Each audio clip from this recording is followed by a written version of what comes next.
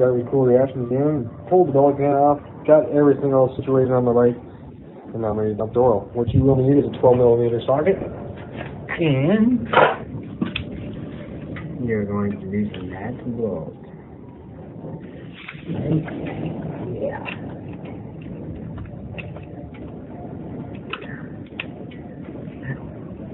Ready, great? Get back to you on it, and then we'll fix my tire. Alright, now I've taken the belly pan off. I'm just going to show you guys some sauce that I found on this bike. It is the Black Widow full headed back stainless steel, titanium. For the price, it is an amazing exhaust. Cuts out that whole block of steel there and give you adhesive, or not adhesive, I would say a weld, and then they give you a spring. But this bike is tuned without a muffler. You can get kits there for a little bit more. I would say $100 more. This kit was only like $350 when I bought it on sale. Probably isn't. They're like $400 US dollars. But definitely worth it. Definitely worth it. I'm going to fire it up, let it warm up, and then I'm going to drop the oil.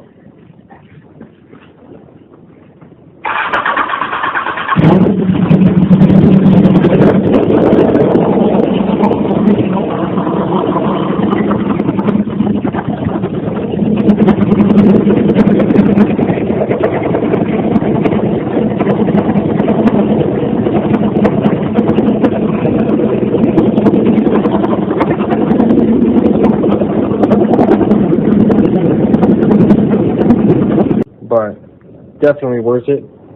Definitely worth it. I'm going to fire it up, let it warm up, and then I'm going to drop the oil.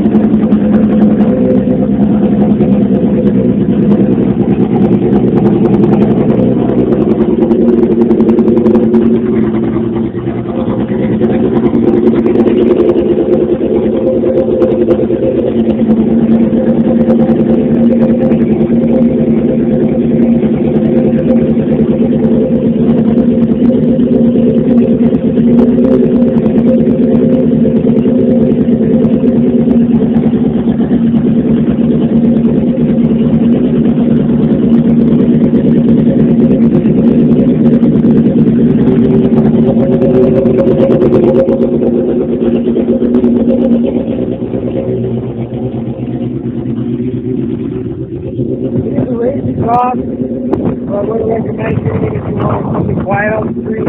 Probably the loudest you can get. Just straight pipes.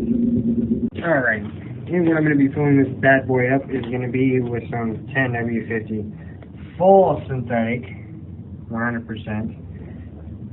The other jug that I used was actually a semi-synthetic, and my bike ran a little hot. It was up in the 200 range. But I guess 220-ish. My fan was kicking on a lot. I chose to go with a high filtro race filter. I used the Honda CBR 600 F2 oil filter. It's a 204 instead of a 303, which means my filter is going to be shorter from top to bottom. I believe the 303 is just a wee bit longer, and I chose to go with a smaller, shorter filter so that way the oil can go through the bike faster. It doesn't have to go through as much material through this filter. And like I said, I used the CBR 600 F2 filter, which is compatible with this. So it is actually the lowering weight and I guess a little more than the lowering weight. There's a lot of things that are compatible. But I'm going to pull this off, fill it up with some of this good stuff. Off how it's red. Yeah. Stay tuned. I'm doing it from my cell phone, so once again, this is Dartmouth Cool Reaction Racing. I am doing an oil change on my 01 929 Honda CBR Fireblade. First, I'm going to let my bike warm up, obviously, but then I'm going to pop these fiberglass kit. And I just got these rivets here that I spin, and then they pretty much just pull right out.